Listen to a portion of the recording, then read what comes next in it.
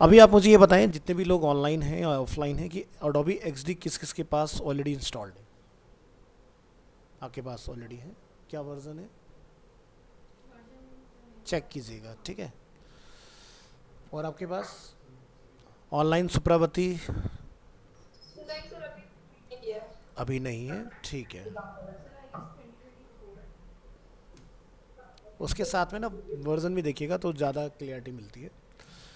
तो मैं आप लोगों के ईज़ के लिए क्या कर रहा हूँ, यहाँ से अडोबी एक्सडी का ना मैं अपनी ड्राइव से डायरेक्ट लिंक दे रहा हूँ, ठीक है। आप उसको अपने कंप्यूटर में डाउनलोड कीजिएगा। सो मेरे पास लेटेस्ट जो है यहाँ पर 57.1.12 है। तो ये आपने चेक करना है कि आपके पास एक्सडी कौन सा है, ठीक है। सो राइट क्लिक, यहाँ से हम लोग इसका करेंगे लिंक शेयर।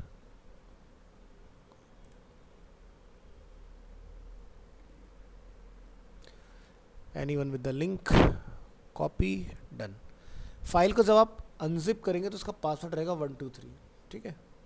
आपसे पासवर्ड पूछा जाएगा तो वो आप कर लीजिएगा। मैं आपको लिंक दे रहा हूँ इसका,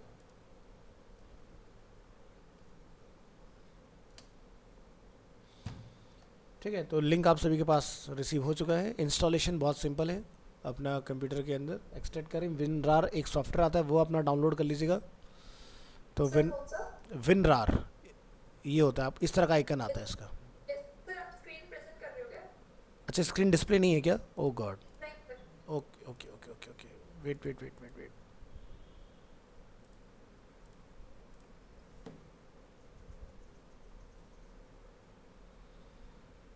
जी, तो ये आपका बेसिकली रहने वाला है।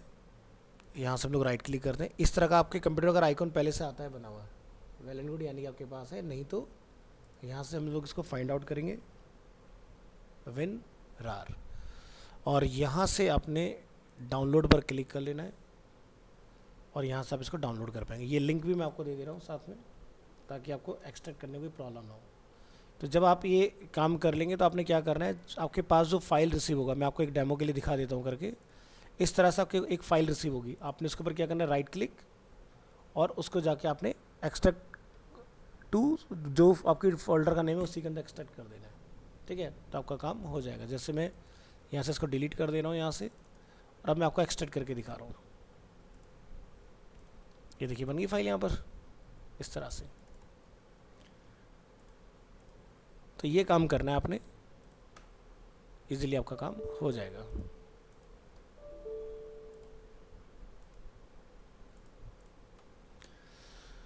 ओके, तो सॉफ्टवेयर अवेलेबल करा दिया मैंने आपको, ठीक है। उसको आप डाउनलोड कर लीजिएगा, क्योंकि ज़्यादातर कैंडिडेट्स का प्रॉब्लम आती है जब वो फाइल CR या गेट इनटू पीसी जाते हैं डाउनलोड करने, बहुत स्लो स्पीड आती है। तो मेरी ड्राइव से आपका 1 मिनट में डाउनलोड हो जाएगा, टाइम लगेगा नहीं, सब कुछ पहले से सेट है, बस कर लेना इसको।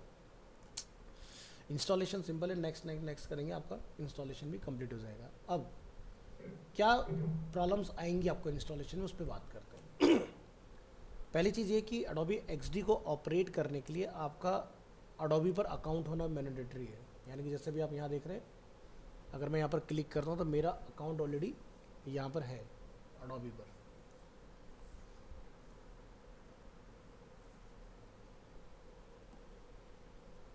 लिखा रहे। तो पहला स्टेप ये कि आपने अडोबी पर अपना अकाउंट क्रिएट करना है। अकाउंट क्रिएट करने के बाद सेकंड स्टेप, और बहुत ही इंपॉर्टेंट स्टेप है, वो ये है कि आपने क्रिएटिव क्लाउड अपने कंप्यूटर में इंस्टॉल कर लेना है। अगर क्रिएटिव क्लाउड इंस्टॉल नहीं होगा तो आप अपने एक्सडी में कोई भी प्लगइन इंस्टॉल नहीं कर पाओगे। यानी कि क्रिएटिव क्लाउड अगर नहीं डालेंगे तो क्या फेस करने के लिए मिलेगा हमें, जैसे मैं एक एग्जांपल के लिए दिखा रहा हूँ। तो आप यहाँ पर एक चीज़ मिसिंग पाएंगे, फाइल लोड होने दीजिए। तो यहाँ से हम क्लिक करेंगे इसके अंदर,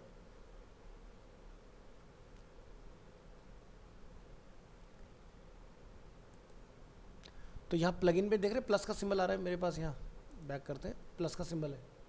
तो ये प्लस का सिंबल ही नहीं आएगा आपके कंप्यूटर में। तो इसलिए कंप्यूटर में पहला स्टेप क्रिएटिव क्लाउड ज़रूर डालिएगा। क्रिएटिव क्लाउड डालने के बाद एक्सडी इंस्टॉल करना है।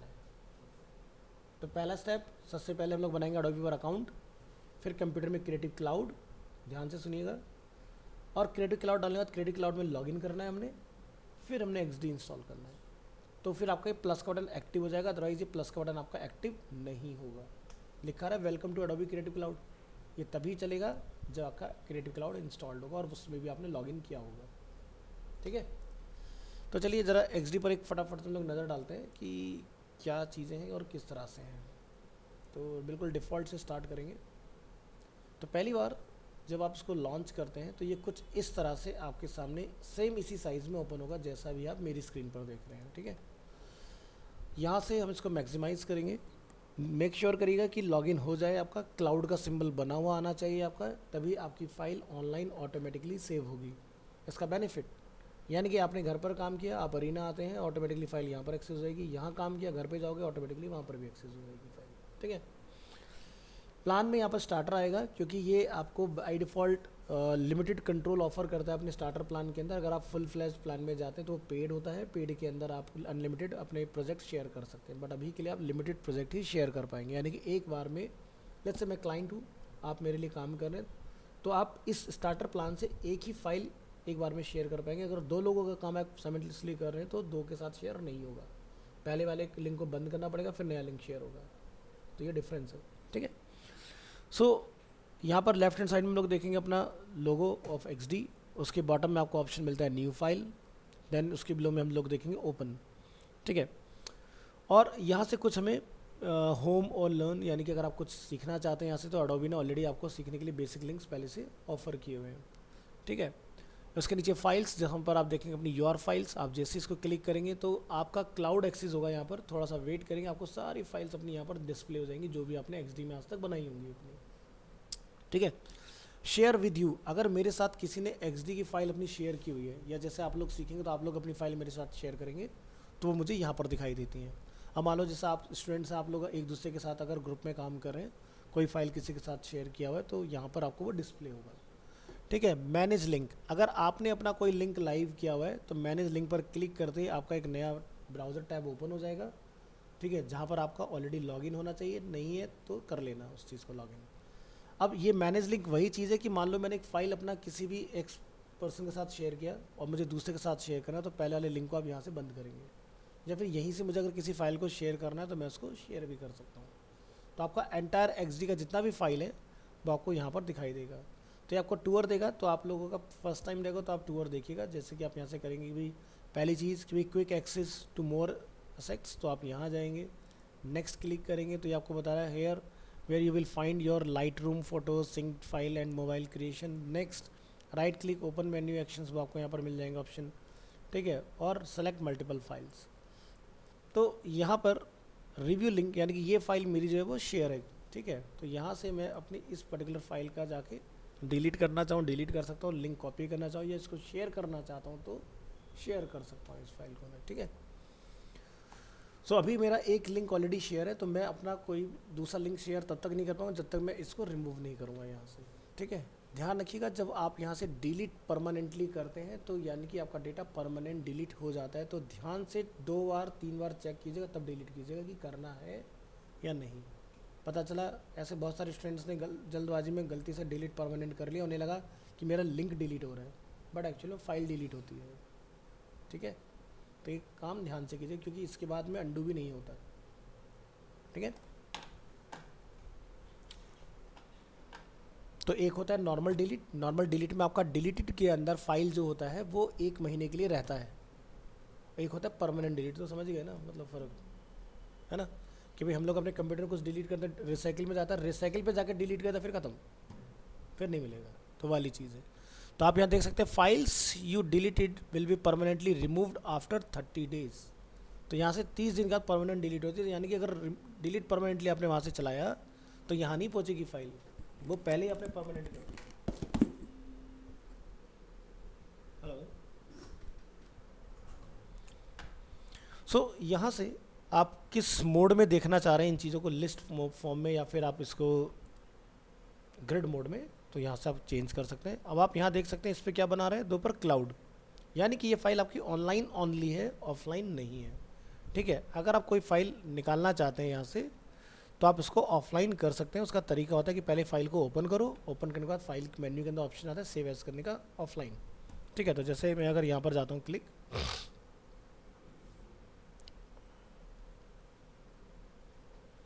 वेट करेंगे, यहाँ पर आपके नेट का एक इम्पोर्टेंट रोल प्ले होता है क्योंकि ये सब कुछ इंटरनेट की स्पीड पे ही बेस्ड है।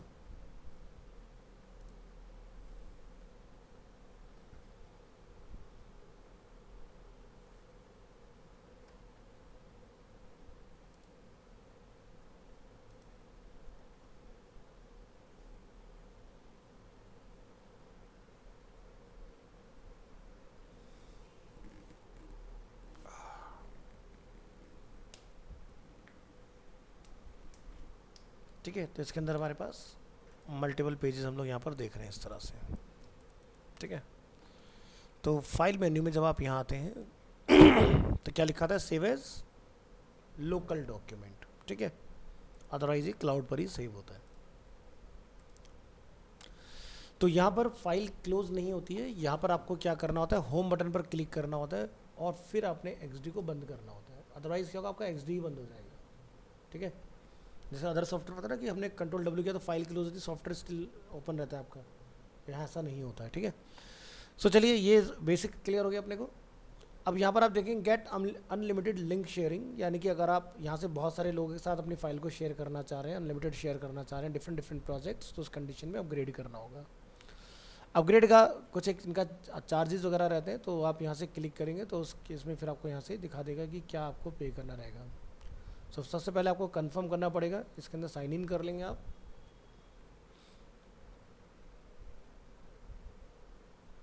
ठीक है, तो यहाँ से buy@adobe.com, यहाँ से आप जंप करेंगे इधर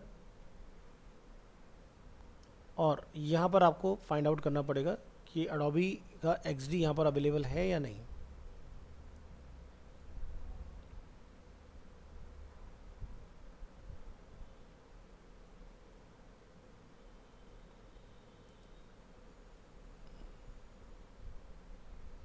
तो यहाँ से आप देखेंगे इंडिविजुअल्स के लिए अगर लेना है, बिजनेस के लिए अगर आप लेना चाह रहे हैं, स्टूडेंट एंड टीचर्स के लिए, तो सबकी ना कॉस्ट अलग अलग होती है। स्टूडेंट प्लान जो होता है सबसे सस्ता होता है, student and teachers and school and universities.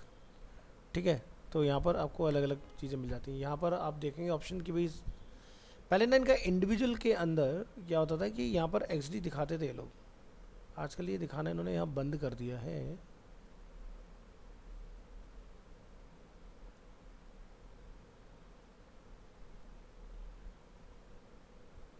तो ये अब आपको इसी के अंदर लेना पड़ेगा कि यहाँ से ये जो आता है ना क्लाउड ऑल एप्स के अंदर, तो उसी के अंदर आपका XD आएगा। बट इंडिविजुअली मिलता है, कुछ लोग होते हैं जिनके पास होलसेल में अवेलेबल होते हैं तो वो लोग सेल कर देते हैं इंडिविजुअल लाइसेंस भी। एनीवेज हमारा टेंशन नहीं है, हमें कंपनी फ्री में प्रोवाइड करेगी क्योंकि हमने काम करना है जाके वहाँ पर। चलिए, तो XD में यहाँ से हम लोग उसको करेंगे डिसमिस और यहाँ से हम लोग देखेंगे वेरियस साइज़ ऑफ टेम्पलेट्स। तो जैसे कि यहाँ से पहला ऑप्शन आता है आईफोन एंड टैबलेट, तो आपको यहाँ से ये डिफरेंट डिफरेंट साइजेस मिलेंगे इसमें। नेक्स्ट है आपको किस डिवाइस के लिए काम करना है, लाइक डेस्कटॉप, डेस्कटॉप का फुल HD रेडी या non HD। Social media platforms के लिए अगर आप काम करना चाह रहे हैं तो आप यहाँ से वो चीज़ें भी चूज़ कर सकते हैं, डिफरेंट डिफरेंट साइजेस आपको मिलेंगे, इंस्टाग्राम, फेसबुक, ट्विटर, इस तरह से अलग अलग साइजेस होते हैं यहाँ पर। सो मैं आपको एक बार दिखा देता हूँ क्या क्या साइजेस हैं हमारे पास। इस ड्रॉप डाउन में क्लिक करने के बाद क्लिक हेयर, तो इंस्टाग्राम, ट्विटर, फेसबुक, यूट्यूब सभी के लिए अवेलेबल हैं आपके साइजेस। तो यहाँ से ये इंस्टाग्राम का हम लोग क्या बना रहे हैं, तो जो हम लोग देखते हैं ना थंबनेल वगैरह जो होते हैं बेसिकली, तो वो चीज़ आप यहाँ से डिज़ाइन कर सकते हैं। ठीक है, अब ये पार्ट क्यों दिया गया, क्योंकि ये सारी चीज़ें ना इंगेजमेंट में बड़ी हेल्पफुल होती हैं कि अगर आपने एक इंगेजिंग थंबनेल डिज़ाइन किया होगा तभी यूज़र उसके ऊपर क्लिक करेगा, अदरवाइज यूज़र उसको क्लिक नहीं करेगा। हो सकता है इन सब के अलावा आपको किसी एक रैंडम साइज़ की रिक्वायरमेंट जो कि यहाँ पर पहले से अवेलेबल ना हो, तो आप अपना खुद का कस्टम साइज़ अपनी रिक्वायरमेंट के अकॉर्डिंग जाके भी यहाँ पर बना सकते हो। ठीक है, तो इस तरह से हमारे पास different different types of option है। अब आप किसी से भी स्टार्ट कर सकते हैं और कभी भी आप अपनी पर्टिकुलर फाइल के अंदर कोई भी डिफरेंट फाइल का साइज़ चूज़ कर सकते हो। सो लेट्स से मैंने यहाँ से चूज़ किया ये वाला साइज़, या जैसे अभी हम लोग इंस्टाग्राम स्टोरी वाला साइज़ देख लेते हैं और आपको लगता है भी मेरे को यहाँ पर साइज़ चेंज करने की ज़रूरत है, तो आप यहाँ से जाके अपना साइज़ कभी भी चेंज कर सकते हैं कि भाई ये जैसे भी पोर्ट्रेट है तो मुझे लैंडस्केप की रिक्वायरमेंट है, तो देखो हमारा चेंज हो गया। अब जब आप यहाँ से एक चूज़ करते हैं वेब का साइज़, तो यहाँ पर क्या लिखा रहा है 1920 by 1080, तो अगर आपको साइजेस की समझ है तो आप देखो 1920 1080 सेम हमने बना लिया, किसको इंस्टाग्राम स्टोरी को घुमाया, लैंडस्केप स्क्रीन बन गई हमारी। ठीक है, यहाँ से जाके आप जो भी इसके ऊपर लिखना चाहें फ्रेम का नेम वो आप मेंशन कर सकते हो। तो जैसे ये हो गया, मुझे यहाँ पर एक डिफरेंट और स्क्रीन कॉल करनी है जैसे कि आईफोन 14 प्रो मैक्स, तो इस तरह से यहाँ पर आप ये कॉल करा सकते हैं। और कोई फ्रेम आपको डिफरेंट लगता है, जैसे मुझे यहाँ पर सैमसंग गैलेक्सी टैब 10 की मुझे रिक्वायरमेंट है, तो इस तरह से आप यहाँ पर अलग अलग साइजेस कॉल कर सकते हैं, बना सकते हैं। ठीक है, पॉसिबल है, बन जाती हैं चीज़ें। ठीक है, तो सीधी सी बात है, ऐसा क्यों किया हमने, क्योंकि जब हम लोग कोई वेबसाइट डिज़ाइन करते हैं तो उसका डेस्कटॉप, उसका मोबाइल, उसका टैबलेट व्यू सारी चीज़ें डिज़ाइन करते हैं। ठीक है भाई, बूटस्ट्रैप में तो क्या होता है, वहाँ पर तो आपने लाइब्रेरी लगा दी और अपना आप रिस्पॉन्सिव कर लेगा। अब यहाँ तो ऐसा नहीं होता ना, यहाँ आपको बनाना पड़ेगा खुद से।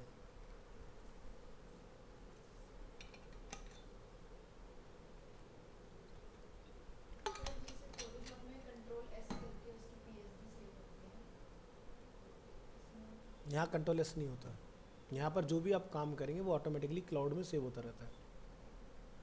वैसे ऐसा नहीं कि नहीं है, बट मैं कहता हूँ ज़रूरत नहीं है, अपने आप सेव हो जाता है।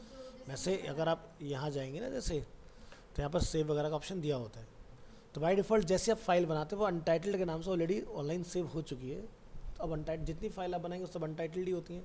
तो ये कैसे कंफर्म होता है कि कौन सी अनटाइटल्ड मेरी फाइल है जिस मैंने काम किया, तो ये टाइम स्टैम्प बना देता है उसके आगे। आपको लगता है भी मुझे इसको चेंज करने की ज़रूरत है, उसका टाइम बदल दो जाके, या उसको पर्टिकुलर प्रोजेक्ट को नेम दे दो एक। ठीक है, तो आपका कन्फ्यूज़न नहीं रहेगा इसके अंदर। ठीक है, ये चीज़। तो अभी हम लोग सारी चीज़ें समझेंगे वन बाई वन। तो अभी आपको ये समझ आया कि न्यू की बिगिनिंग कैसे करनी है। आप कोई भी साइज़ के साथ कंटिन्यू कीजिए, उसके बाद आपको लगता है मुझे किसी डिफरेंट साइज़ की रिक्वायरमेंट है, तो यहाँ पर आपको ऑप्शन मिल जाता है आर्ट बोर्ड। आर्ट बोर्ड ये वही है जो आप लोग फोटोशॉप में जब कोई न्यू डॉक्यूमेंट बनाते हैं वहाँ भी आपको आर्ट बोर्ड मिल जाता है देखने के लिए। सो आर्ट बोर्ड का जो मेन पर्पज़ है फोटोशॉप में डालने का ना, वो UI UX के पॉइंट से ही है। क्योंकि जब हम किसी एप्लीकेशन को डिज़ाइन करते हैं तो हमें पूरा उसका फ्लो दिखाना होता है कि स्प्लैश स्क्रीन से लेकर यूज़र ऑनबोर्ड स्क्रीन तक किन किन ट्रांजिशन से निकलेगा, है ना। अब अगर आपकी फोटोशॉप में सारी अलग अलग फाइल होगी तो कनेक्टिविटी ब्रेक होती है, या अगर आप किसी को फ्लो दिखाओगे सामने रख के तो फ्लो तो है ही नहीं, एक फाइल हट गई फिर दूसरी फाइल आ गई वहाँ पर। लेकिन मुझे अगर सारे स्क्रीन एक ही स्क्रीन में दिखेंगे तो मेरे लिए अंडरस्टैंड करना आसान होगा ना, कि भाई मुझे लगता है भाई कि यहाँ पर कोई स्टेप ऐसा है जो एक्स्ट्रा है तो मैं इसको अल्टर कर सकता हूँ, या कोई स्टेप कम है तो मैं इसको एडिशन कर सकता हूँ। तो इसलिए फोटोशॉप में डाला गया था आपका आर्ट बोर्ड वाला option at the time of creating a new document, कि आप उसको चूज़ करें और आप एक ही फ्रेम के अंदर मल्टीपल अपनी बनाते जाएँ फाइलें। प्रिंटिंग के लिए इसका कोई भी फ़ायदा नहीं है, वो सिर्फ और सिर्फ ऑन स्क्रीन आता है। और मैं मेरे कंप्यूटर फोटोशॉप अभी के लिए है नहीं, नहीं तो मैं आपको प्रैक्टिकली दिखा भी दूंगा इस चीज़ को किस तरह से काम करता है। चलिए, तो ये पार्ट हमने देखा। तो टूल्स बहुत सिंपल हैं इसके, एक ही क्लास में ख़त्म हो जाते हैं, ज़्यादा कुछ नहीं है इसके टूल्स के अंदर। लेकिन जब काम करोगे तो रोल बड़ा अमेजिंग है इनके टूल्स का। जैसे पहला टूल क्या है, मूव टूल, जिसको हम यहाँ बोलते हैं सेलेक्ट। तो फोटोशॉप मूव टूल की कमांड क्या होती है, वी। यहाँ पर भी सेम कमांड आपको मिल जाएगा। यानी कि अगर मेरे आर्ट बोर्ड पर कुछ भी नहीं है ड्रॉ किया हुआ, तो आपका जैसे आप मूव टूल से यानी कि सेलेक्ट टूल से क्लिक करेंगे अपने फ्रेम के ऊपर, तो आप इसको इस तरह से ड्रैग कर पाएंगे एंटायर। नेक्स्ट, अगर यहाँ पर हम लोग कोई रेक्टेंगल बना देते हैं, रेक्टेंगल की कमांड है आर फॉर रेक्टेंगल टूल। तो शिफ्ट के साथ आप प्रोपोर्शनेट बना पाएंगे। ऑल्ट अगर ऐड कर देंगे तो 4 side of centre to outside आप स्केलिंग करा सकते हैं एलिमेंट के अंदर। और अब मैं सेलेक्ट टूल से देखो उसको मूव करके यहाँ पर पुट कर देता हूँ इस तरह से। तो ये देखिए मेरा हॉरिजॉन्टल और ये मेरा वर्टिकल सेंटर आ चुका है। अब जब आप इस सेलेक्ट टूल से क्लिक करेंगे तो देखो ये सेलेक्ट तो हो रहा है बट ड्रैग नहीं होगा। ड्रैग तभी होगा जब तक इसके ऊपर कोई भी एलिमेंट नहीं होगा। अब मान लो आपको ड्रैग करना हो तो कैसे होगा, आपको फ्रेम के नेम पर क्लिक करना है और अब आप ड्रैग इसको कर पाएंगे इस तरह से, अदरवाइज ये नॉन ड्रैगेबल हो जाता है। ठीक है, इसके बाद आपको इसमें रेक्टेंगल टूल के बाद आपको मिलता है ओवल टूल, यानी कि जिसको हम लोग सर्कल के नाम से भी जानते हैं। तो आप यहाँ देखें इसका नेम क्या दिया हुआ है, इसमें इलिप्स नेम दिया हुआ है। सो अगर हम लोग फ्री हैंड बनाते हैं तो this is called ellipse. Shift hold कर लेंगे तो सर्कल, और ऑल्ट ऐड कर लेंगे तो आपका ये डबल साइज में कन्वर्ट कर देगा उसी चीज़ को। ठीक है, थर्ड टूल है हमारे पास यहाँ पे पॉलीगन टूल, जिसको हम बोलते हैं वाई। और यहाँ से अपना कोई भी शेप बनाना चाहे इजीली ड्रॉ कर सकते हैं। ठीक है, अगेन यहाँ पर कांस्टेंट वही रहेंगे, कंट्रोल एंड ऑल्ट के साथ या शिफ्ट के साथ जो भी आप चेंजेस करना चाहते हैं। Next tool is line, command है एल, ठीक है, एल से आपका लाइन बनेगा इसमें। तो ये देखिए लाइन टूल हो गया अपना। पेन टूल के लिए कमांड सेम रहेगा पी, आप पेन टूल जैसा चलाते आए हैं आज तक सेम वैसे ही काम करेगा, कोई भी इसके अंदर चेंजेस आपको नहीं मिलेगा देखने के लिए, ठीक है। तो इनको मैं प्रॉपर भी दिखाऊंगा कैसी चीज़ें काम करती हैं। जैसे अभी मैं आपको टूल्स बता रहा हूँ, सब टूल्स की कमांड क्या है, तो लिखते जाइएगा, ध्यान रखिएगा इन सब चीज़ों का। नेक्स्ट टूल क्या है हमारे पास, टी फॉर टेक्स्ट टूल। तो यहाँ पर आपको दो तरह के टेक्स्ट टूल मिल जाते हैं, एक जिसको बोलते हैं आर्टिस्टिक, जैसे कि फोटोशॉप में क्लिक किया लिखना स्टार्ट कर दिया, जब तक एंटर नहीं लगाओगे न्यू लाइन में नहीं आएगा। दूसरा होता है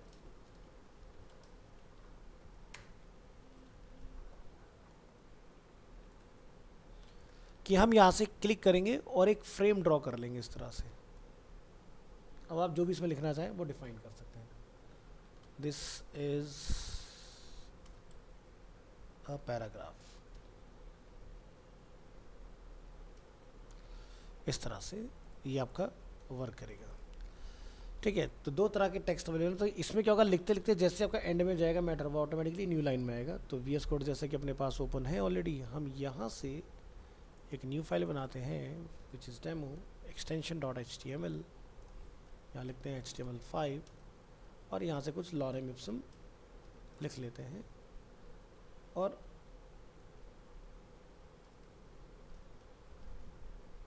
इस मैटर को हम लोग कॉपी करेंगे यहाँ पर। अब आप नोटिस करेंगे हमारा मैटर ऑटोमेटिकली न्यू लाइन में आ गया। बट अगर मैं प्रीवियस एग्जांपल के साथ जाता हूँ तो आप यहाँ डिफरेंस देख पा रहे हैं कि वो हमारी स्क्रीन से बाहर निकल गया मैटर, दिखाई दे रहा है। तो इस तरह की चीज़ें। और लास्ट में आपको यहाँ पर मिलता है आर्टबोर्ड टूल, जो कि मैंने आपको ऑलरेडी बता दिया है इसके अंदर। और सबसे एंड में आपको मिलता है जूम इन जूम आउट करने के लिए, इसकी कमांड है जी। बट अगर आप फोटोशॉप चला चुके हैं तो आपको इसकी ज़रूरत कभी पड़ेगी नहीं, कंट्रोल+- से आप बहुत ईजिली इसको ऑपरेट कर सकते हैं। तो हम लोग अब बात करते हैं टूल की प्रॉपर्टीज़ की, कि किस किस टूल में क्या क्या प्रॉपर्टी आती है। तो जैसे कि अगर हम लोग यहाँ पर देख रहे हैं सेलेक्ट टूल के साथ और हमारे पास कोई भी ऑब्जेक्ट स्क्रीन पर अवेलेबल नहीं है, तो पहला चीज़ ये कि जो प्रॉपर्टी पैनल है वो राइट हैंड साइड पर रहेगा। तो आप यहाँ देखें कोई भी कंट्रोल मेरा ऊपर एक्टिव नहीं है इसमें। कंट्रोल कहाँ से स्टार्ट होते हैं, ट्रांसफॉर्म से। ट्रांसफॉर्म में हमारा डायमेंशन जो कि आप देख रहे हैं, प्लस आप इसको लैंडस्केप या पोर्ट्रेट जिसमें भी आप इसको चेंज करना चाहें। तो पेज का ओरिएंटेशन यानी कि आर्ट बोर्ड का ओरिएंटेशन हम लोग कभी भी चेंज कर सकते हैं, ठीक है, पोर्ट्रेट या लैंडस्केप। इसके नीचे हमें एक ऑप्शन मिलता है लेआउट में रिस्पॉन्सिव साइज़। तो जब हम लोग उस तरह के फीचर्स पर आएंगे तब हम लोग इसको डिस्कस करेंगे कि किस तरह से रिस्पॉन्सिव काम करता है इसमें। इसको ऐसा समझो कि जैसे हमने फ्लैक्स पढ़ा है, फ्लैक्स के अंदर होता है एक फीचर रैप। मान लो मेरे पास 12 कॉलम की जगह पर 20 कॉलम है, तो 12 कॉलम तक लाइन में आ जाएंगे, लेकिन उसके बाद के जो कॉलम होंगे वो न्यू लाइन में आएंगे अपने आप। अब अगर आप स्क्रीन को छोटा करते हो तो वो रैप होने की वजह से अपना आप ब्रेक होकर नीचे आते रहते हैं। सेम ऐसा ही यहाँ पर भी होगा, ठीक है, ये चीज़। इसके बाद हमें यहाँ पर क्या दिखाई देता है, स्क्रॉलिंग वर्टिकल। वर्टिकल स्क्रॉलिंग है यहाँ पर और दूसरा है नन। अब ये स्क्रॉलिंग का क्या चक्कर है, मान लो आपने बोला इसको नन और आप अपने पेज को यहाँ से खींच के कर देते हैं इस तरह से बड़ा, तो भाई स्क्रीन से बाहर जा रहा है मैटर, तो ये तो स्क्रॉल होना चाहिए। बट अभी क्या होगा कि जब मैं इसका प्रीव्यू करूँगा यहाँ पर, तो ये पूरा पेज जूम आउट हो गया। कैसे पता चलेगा कि ये जूम आउट हुआ या नहीं हुआ, इसको डेमोन्स्ट्रेट करने के लिए मैं यहाँ पर कुछ सेक्शन बना देता हूँ इस तरह से। फिल में जाके हम लोग कुछ डिफरेंट कलर डाल देते हैं और हम इसकी कॉपी बनाएंगे।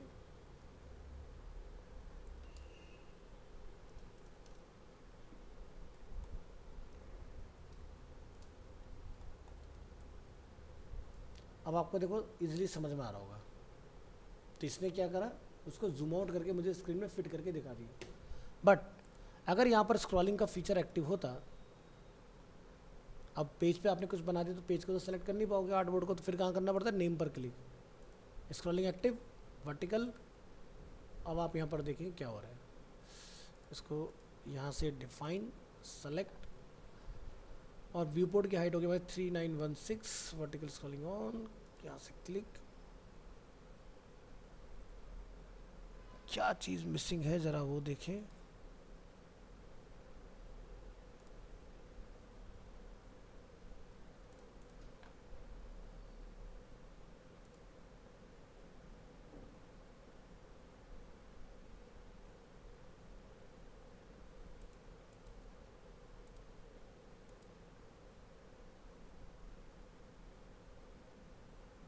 तो यहाँ पर ना एक ऑप्शन आता है व्यू पोर्ट की हाइट।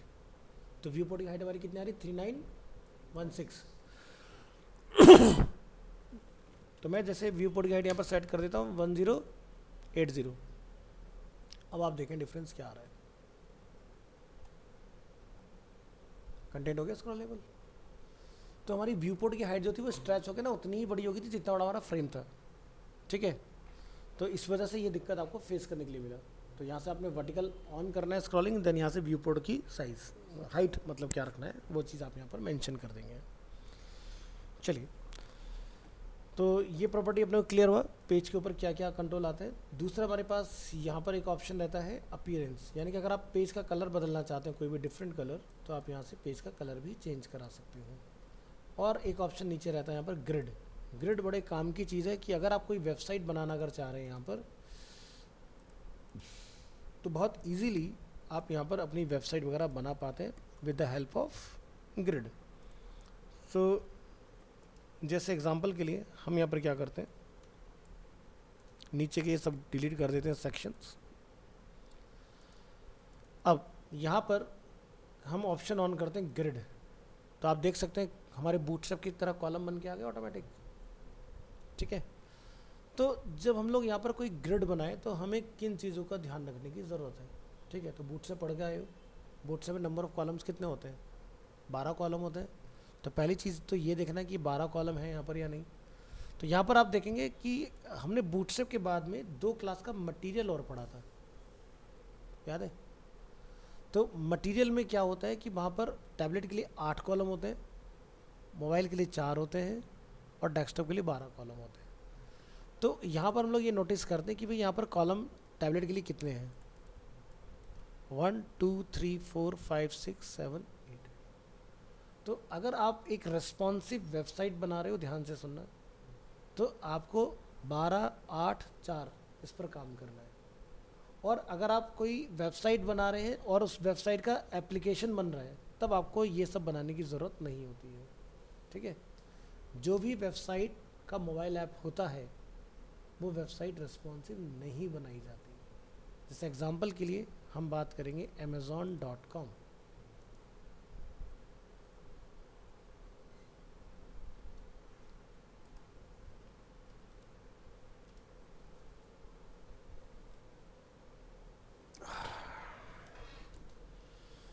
हम स्क्रीन को रिसाइज करेंगे और देखेंगे क्या यहाँ पर ये रेस्पॉन्सिव है, नहीं है ना। चलो इसी सेम उसमें हम लोग फ्लिपकार्ट भी ट्राई करके देखेंगे।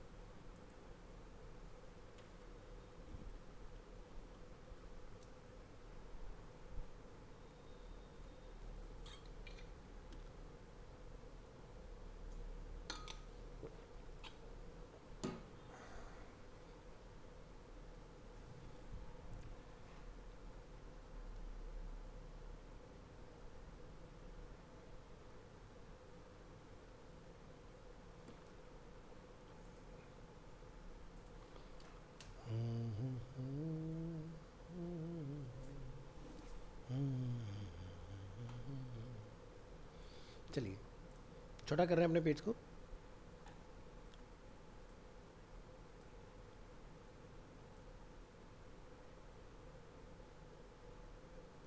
ऊपर ज़रा नैबार पर ध्यान दीजिएगा। यहाँ तक छोटा तो हो रहा है, बट नेविगेशन के फीचर हमारे आधे गायब हो गए। इलेक्ट्रॉनिक्स, होम, ये चीज़ दिखाई दे रहा है।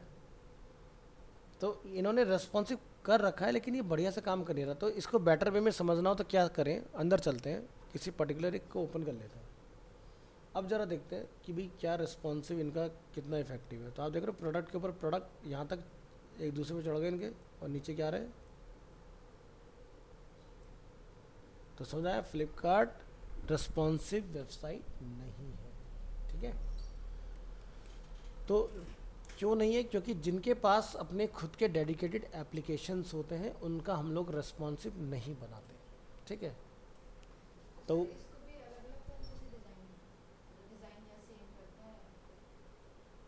एप्लीकेशन का डिज़ाइन बिल्कुल डिफरेंट जाता है, वेबसाइट का डिज़ाइन बिल्कुल डिफरेंट होता है, ठीक है। रेस्पॉन्सिव वेबसाइट एक जैसी दिखाई देगी, चाहे वो किस में चले, बस कार्ड जहाँ पर 3 एक में आएंगे वो एक के नीचे फिर स्टैक हो जाते हैं उस तरह से। आपके सभी चीज़ों के डाउट्स धीरे धीरे क्लियर हो जाएंगे। तो हमें ये तो पता चल गया।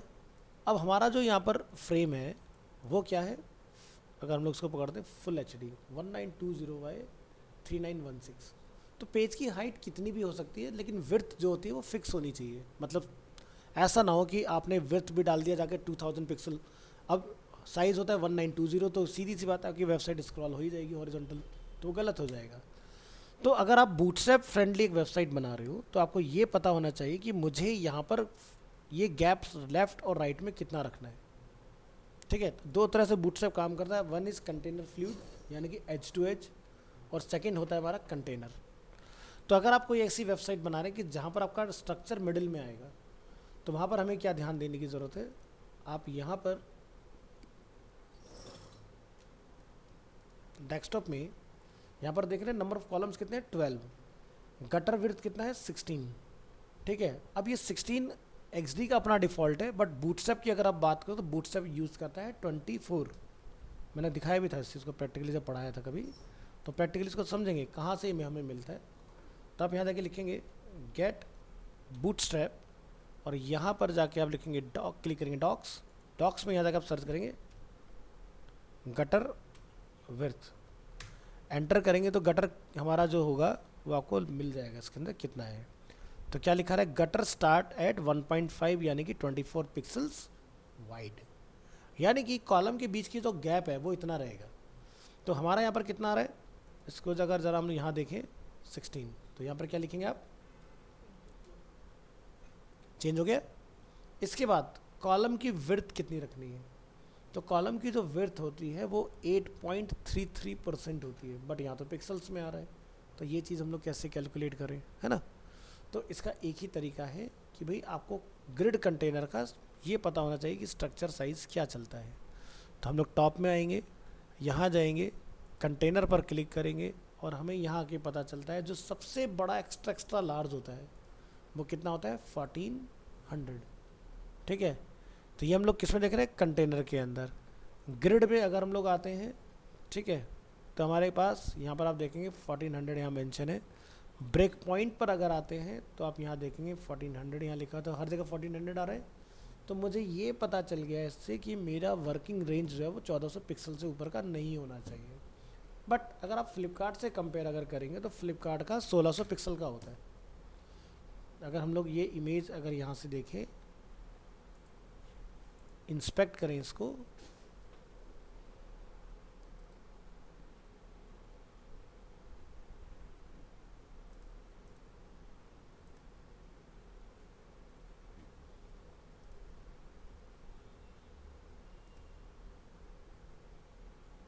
कितना लिखा रहा है नीचे, ध्यान से देखो ज़रा, 5099.98 लिखा रहा है नीचे यहाँ पर 1600 पिक्सल। ठीक है, इस तरह से। तो फिलहाल हम अगर कोई वेबसाइट अपनी बूटस्ट्रैप से डिज़ाइन करने जा रहे हैं अपने क्लाइंट के, तो हमें ये पता चल गया कि बीच का जो एरिया है डिज़ाइनिंग वाला वो 1400 पिक्सल्स का होने वाला है। ठीक है, तो टोटल विड्थ कितनी है हमारी 1920। तो आप यहाँ पर बहुत सिंपल सी कैलकुलेशन लगाएंगे, इसको जूम आउट कर लें इस तरह से, कैलकुलेटर ओपन कर लें, यहाँ पर जाएंगे और आप लिखेंगे 1920, यह हो गया आपका फ्रेम का विड्थ, माइनस 1400 क्या आया, डिवाइडेड बाय 2 कर देंगे, कितना आया, बस ठीक है। तो यहाँ जाके आपने क्या लिखना है, जो मार्जिन हम लोग यहाँ देख रहे हैं कॉलम विड्थ और यह है मार्जिन, तो यहाँ जाके आप क्या पुट करेंगे 260। अब मान लो कि आप कोई फुल विड्थ बैनर बना रहे हो, तो ये आपका बिल्कुल इधर एज टू एज हो जाएगा। अब मान लें आप कोई कार्ड बना रहे हैं, अब 3 कॉलम बेस्ड है, 4 कॉलम बेस्ड है, जितने भी कॉलम बेस्ड आपका डिज़ाइन है, आप इस तरह से इसको बिल्कुल पिक्सल परफेक्ट बना पाएंगे। हो सकता है कहीं पर आपका ये जो साइज़ है ये ऑड इवन हो, लाइक इस तरह से, हो सकता है कहीं पर आपको 4 कॉलम बनाने की ज़रूरत हो,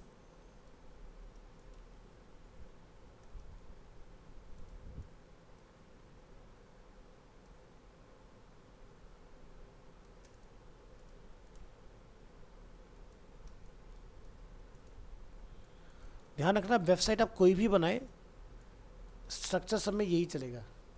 तो आप फोटोशॉप का जैसे बर्गर टेम्पलेट भी अगर उठा के देखोगे तो वो भी इसी कॉन्सेप्ट पर डिज़ाइन किया हुआ है पूरा का पूरा। तो इसको हम बोलते हैं परफेक्ट कॉलम बेस्ड डिज़ाइनिंग। ध्यान रखना कॉलम कभी भी वाइट एरिया में नहीं छोड़ना है, ग्रिड टू ग्रिड होना चाहिए। बीच में छोड़ोगे तो कैलकुलेशन सही नहीं बैठेगा उस चीज़ का, समझ गए? तो ग्रिड का कॉन्सेप्ट समझ में आया? ग्रिड कैसे काम करता है, इस तरह से काम करता है। अब बात करते हैं मोबाइल फ़ोन की। ये वेबसाइट डिज़ाइनिंग का मैंने बेस समझा दिया आपको कि किस तरह से बिगिनिंग होगी, प्लानिंग जो है, ठीक है। अब यहाँ पर बात करें मोबाइल फ़ोन की। मोबाइल फ़ोन पर हम जो देख रहे हैं गटर विड्थ कितना है 10 है और कॉलम विड्थ 82 है और लेफ़्ट राइट से 36 का हमें दिखाई दे रहा है। तो जब भी हम लोग कोई मोबाइल के लिए काम करते हैं तो ये इसने हमें डिफ़ॉल्ट दे दिया, बट मोबाइल के लिए आप ध्यान रखें मिनिमम 16 होना चाहिए, ठीक है। यानी कि लेफ़्ट राइट का जो गैप है वो 16 पिक्सल्स का होना ज़रूरी है। ऐसा क्यों ज़रूरी है? क्योंकि भाई आज की डेट में मार्केट में different types of display available है। अब मान लो आपने कोई इन्फॉर्मेशन लिखा हो वो बिल्कुल किनारे पर चला जाएगा ना, तो आज की डेट में तो